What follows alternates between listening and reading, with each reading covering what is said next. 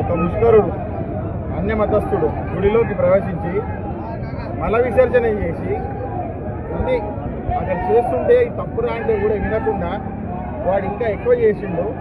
వాడికి ఇక్కడ ఉన్న భక్తులందరూ అమ్మవారి భక్తులందరూ వచ్చి వారికి దేవస్థితి చేశాడు.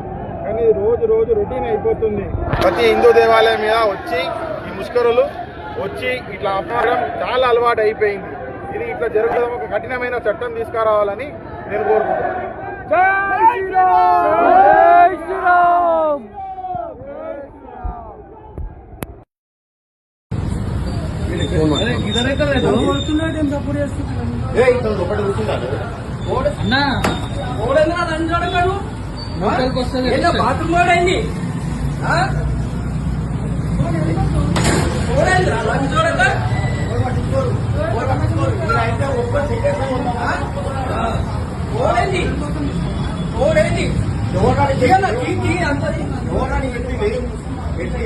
అది ఎందుకు వచ్చినా వాడికి వాడు ఎందుకు వచ్చినా ఎవరు పంపించారు ఎవరు పంపించారే